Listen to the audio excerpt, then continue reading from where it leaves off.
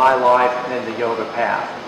I think all of us can relate to pain and suffering and obstacles, because I dare say there is no soul who lives on this earth that has not experienced pain and suffering and obstacles in their life. No matter how privileged we might think a person might be, they still have some sort of suffering that they have. Because the very nature of this life on this earth plane is pain and suffering and obstacles. And I remember when I first was introduced to my teacher, Swami Kailashananda, and he was, imparting these teachings to me. I was very ignorant to all this. I thought, well, purpose of life is to have fun, make money, stay out of trouble, or in my case, get in trouble. but basically, I had no idea what the value of pain and suffering was. And he would impart these teachings, and he'd say, this is the nature. This is the life of this earth plane, that inherent in this thing called life is suffering, obstacles, and pain.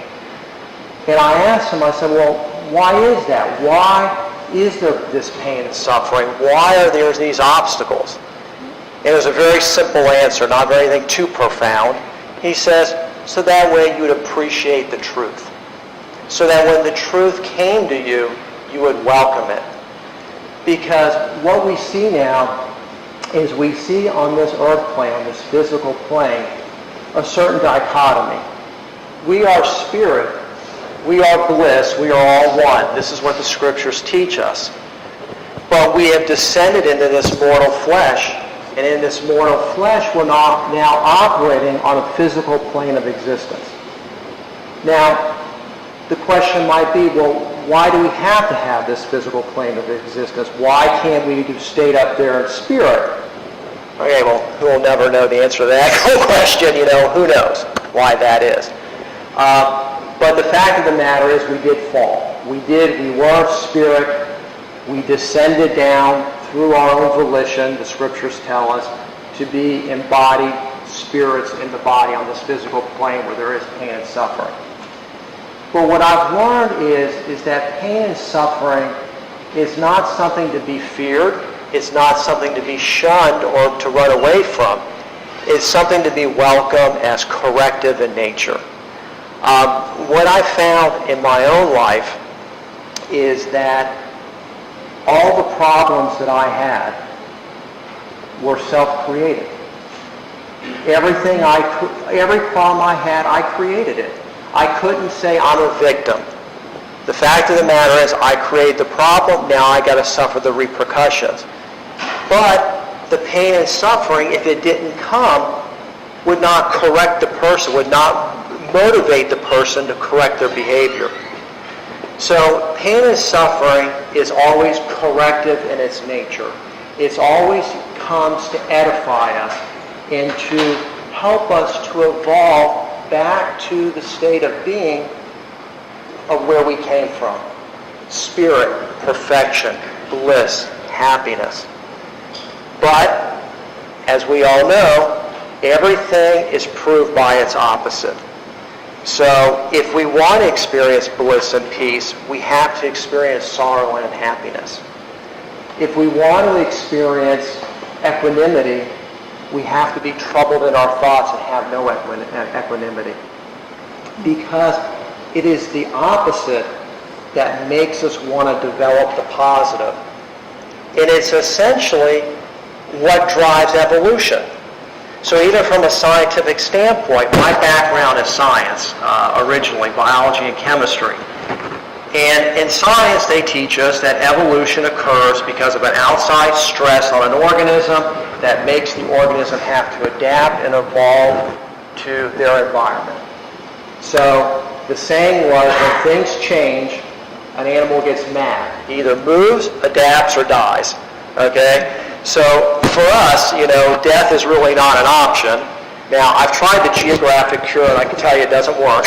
Okay? You can't just move and your problems go away. So what's left is you have to adapt. And adapting means to exert effort. It means to change those things about your character or your habits or your tendencies that made you have those problems in the first place. So with that, I'd like to share a little something out of Scripture. This is Vasita Yoga, which is my favorite scripture, yoga scripture, that was written by sage Vasita to Lord Rama. So even Lord Rama, as the mythology goes, was incarnated in India, and Lord Rama was not enlightened. He was the incarnate of Lord Vishnu, but he was not enlightened when he came to the earth plane. And he became very unhappy and very disgruntled with life, and he saw all these problems, and he wanted to change. So Vasita, the teacher, came on the scene, and Vasita reminded Lord Rama, and I use the word reminded, not teach him, because we all know the truth inside of us. We're all part and parcel of that truth.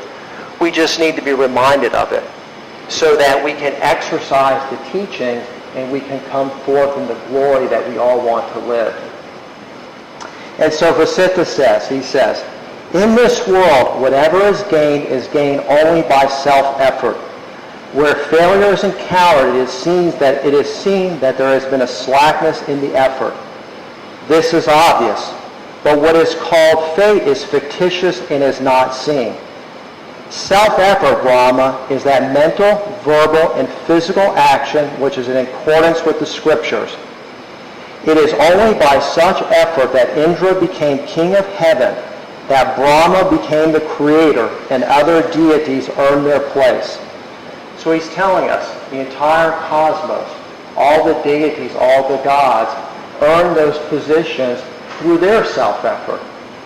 So according to the yoga philosophy, every deity started as a human. And some incarnation was a human, perfected themselves, and earned the right to achieve celestial responsibilities. Self-effort is of two categories, that of past births and that of this birth. The latter effectively counteracts the former. So we have a destiny here from our past lives. We're all being compelled and propelled to do a certain thing. But present effort right now is more powerful than destiny. So whatever a person has in their life going on, they earn that through their karma. But everything can be corrected, everything can be changed. Now, how much effort you have to make depends on how serious your karma is from a previous life and in this life. Some people only need a little bit of effort. Some people need a lot of effort. But the good thing is that it'll bring fruition. Every effort does not go unfulfilled or unsatisfied. That's what Krishna tells us in the Bhagavad Gita. Krishna tells us whatever effort you make stays with you in your soul for all eternity. So that's very comforting to me. So he says, there is a constant conflict between these two in this incarnation, and that which is more powerful triumphs. Self-effort, which is not in accord with the Scriptures, is motivated by delusion. That can be a whole separate discussion. We have an hour talk about that. When there is obstruction in the fruition of self-effort, one should examine to see if there is such deluded action. And if there is deluded action, it should be immediately corrected.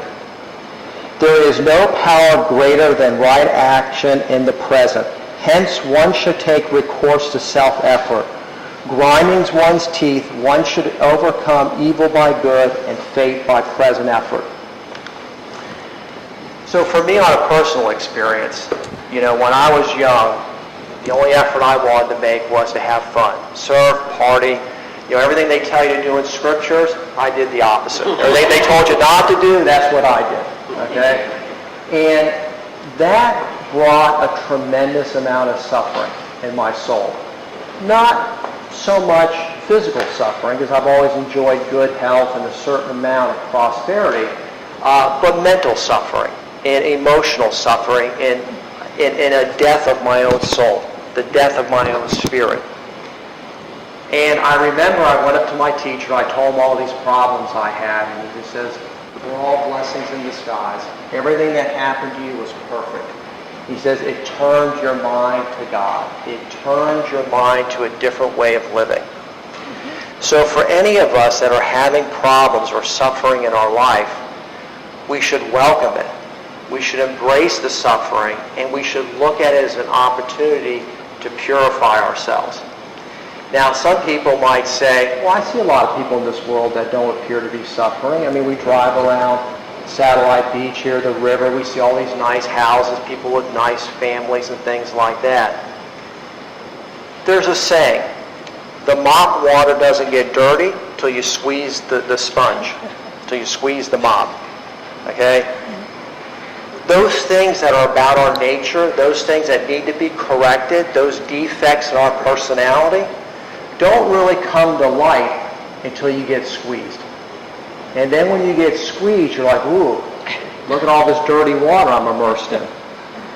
And I can tell you from my own life, I've had to do battle with demons. And when you do battle with those demons, they can win a battle, and you'll fall. And you will succumb to vices and pressures and temptations. But you keep up the battle. You don't give up. You keep going for it. And then eventually, by grace, a miracle happens. The problem goes away. Now, I brought in a little prop to kind of demonstrate a little bit of my nature and temperament, and then grace, how grace works. I love to sprout, and I love to eat sprouts. So my wife, Corinna, bought me the Sprout Man Sprouter. Yes, I'm making a plug, but I don't get any commission from the Sprout Man. She got me the Sprout Man Sprouter. And so when I got it in the mail, I ripped open the box. I looked at it, and of course, I don't read directions. I can figure everything out myself, I'm that kind of person. So I look at it, and I say, oh, okay, yeah, you put the seeds on the bottom tray, okay? You put the seeds on then you put the top tray on. You put this little doodad on top of here. You plug it into this water reservoir that sits here, and the little thing spins water and waters your seeds. How cool is that, huh? Okay. So I said, all right, that makes sense. And you got to have this top tray to diffuse the water so all the seeds don't wash out. And as soon as they got a sprout, I can't leave this heavy tray on top of those little sprouts. They're not going to like that. I got to take it off. So the first time I sprouted, that's what I did. Well, then my sprouts started growing. They first started to sprout. Then I took off the lid, and I let them have all the water, fresh air, nutrients they want, and it all just went to hell. The roots were growing up. The plants were growing sideways. They got all mildewy. It was totally gross. And I was like, I didn't say anything to Corinna because she got it for me as a gift. I'm like, this thing's kind of a piece of junk. And so I ate the sprouts anyway, and I did it. And then the other day, it's an amazing thing. I put the top tray on, and I forgot to take it off. So like 4 days went by, and I never took the top tray off. And I was like, oh my God, I'm crushing those little sprouts. So I went, and I lifted it up, and you know what I saw? Was the most beautiful field of sprouts I've ever seen, all perfectly standing straight up, all strong and healthy. And I realized that's the way it is on the spiritual path. The weight of our obstacles presses down on us, and it builds our character, and it makes us strong. Okay? But there is no way that those little sprouts could lift this tray up. So, just like I cannot eventually get rid of my problems, a grace of a higher power has to come in. Now, in this case, I could play God to the sprouts, and I liberated the sprouts. Okay? Only to eat them. So I don't know how liberated they felt. Okay? But it's the same thing for us, is that we have to make our effort. And then something magical happens when you make the effort. You fail and you fail and you fail, but you keep making effort, and then one day it just no longer is a problem for you. How did that happen? And that's the grace. And so that is my prayer for all of us, that we can tune into that grace and all make our efforts and be a strong sprout. Okay? So, thank you very much.